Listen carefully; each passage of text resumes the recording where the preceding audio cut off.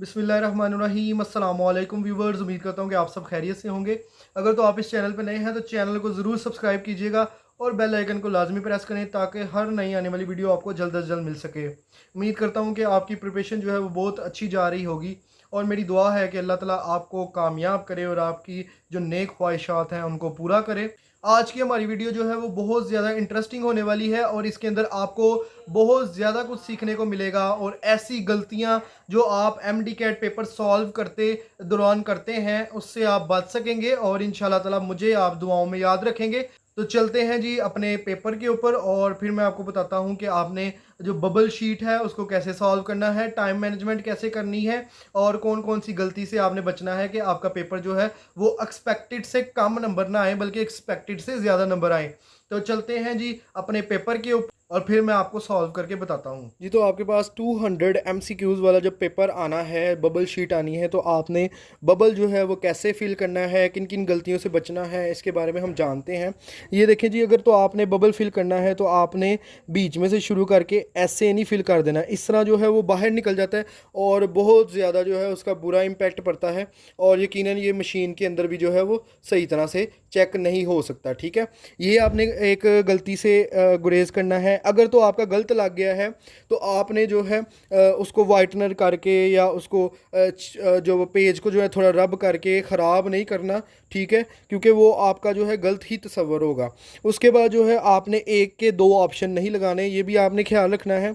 उसके बाद आपको बताता चलूँ, आपको जो सही तरीका है बबल फिल करने का वो आपने बाहर वाले जो इसका रिम है बबल का, वहाँ से आपने शुरू करना है और ऐसे सर्कल करके ऐसे फिल कर लेना है। ठीक है, और एक बात मैं आपको बताता चलूँ जो कि बहुत ज़्यादा स्टूडेंट्स की गलती होती है, वो ये होती है कि वो अगर एक एमसीक्यूज़ भी गलत लगा लें, थोड़ा सा आगे लगा लें या पीछे लगा लें, तो आगे वाली सारी सीरीज़ जो है वो गलत हो जाती है और उससे जो है आपके नंबर जो है वो कम आने के चांसेस बढ़ जाते हैं।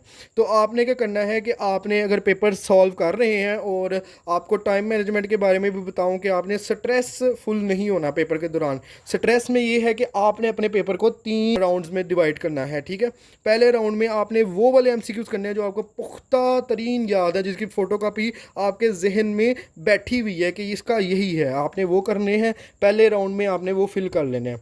दूसरे राउंड में फिर आपने क्या करना है, जिनके पास आपको थोड़ा बहुत नॉलेज है उसके अंदर आपने कुछ आंसर्स की एलिमिनेशन करनी होती है। ठीक है, जो तो क्वेश्चन से रिलेटेड हो ही ना उसको तो आपने बिल्कुल स्किप कर देना है। ठीक है, और जो दो को क्वेश्चन से रिलेटेड हों उनके अंदर भी आपने थोड़ा सोच विचार करके एक करेक्ट आंसर लगा देना है। लास्ट पे वो क्वेश्चंस रह जाते हैं जो आपको बिल्कुल ही नहीं आते होते। ठीक है, उनके लिए आपको ज़्यादा सोचना पड़ता है, ज़्यादा टाइम दरकार होता है। तो आपने जब पहले 2 राउंड कर लिए होते हैं तो आपके पास इतना टाइम बच गया होता है कि आप उनको सुकून से सोच के, अल्लाह ताला का करम हो तो आपकी सोच में कोई लाइन पड़ी हुई आ जाती है, कोई फार्मूला आ जाता है, तो आप जो है वो उनको भी सॉल्व कर लेते हैं अच्छी तरह। तो ये है जी, 3 राउंड्स में आपने अपना पेपर जो है उसको सॉल्व करना है। इस तरह आपकी टाइम मैनेजमेंट जो है उसमें भी इम्पेक्ट नहीं पड़ेगा, बल्कि आपका जो है इजीली पेपर सॉल्व हो जाएगा। क्योंकि अगर तो आप शुरू में ही वो डिफ़िकल्ट क्वेश्चन करना शुरू कर दें तो डिफ़िकल्ट क्वेश्चन को इंसान इतना टाइम दे देता है, जो आपको सही तरह क्वेश्चन भी आते होते हैं ना वो भी आप नहीं फिर टाइम पर कर पाते और जल्दबाजी में गलत निशान लगा देते हैं। और ये जो गलती की जाती है कि आगे पीछे बबल लगा दिए जाते हैं या एक बबल की ख़राबी से सारे बबल जो है वो मिस हो जाते हैं, ख़राब हो जाते हैं अपनी प्लेस से। तो उसका जो है उससे बचने का हल ये है कि आप जब सॉल्व कर रहे हो तो आप एक एक बबल पे जो है वो निशान लगा लिया करें, क्योंकि बबल शीट तो जो है आपने लास्ट पे फिल करनी होती है जब आपके सारे आंसर जो है वो आपको सेटिस्फाई हो जाते हैं। आप तो आपने जो है वो निशान लगा देना, जो बिल्कुल एक्यूरेट हो उसके ऊपर निशान लगा देना ऐसे। ठीक है, और उसको आपने फिल कर लेना है। उससे ये होगा कि आपके जो है बीच में आने वाले जो एमसीक्यूज होंगे उनकी तरतीब भी बेहतर रहेगी। लेकिन आप अगर एक दफ़ा ही शुरू करेंगे सारी तरतीब, तो अगर एक भी स्किप हो गया तो आपकी पीछे वाली सारी लाइन जो है वो ख़राब हो जाएगी और एमडी कैट में आपके नंबर कम आने के चांसेस होंगे। ठीक है, तो आपको बबल सॉल्व करने का भी तरीका बता दिया, आपको टाइम मैनेजमेंट का भी तरीका बता दिया।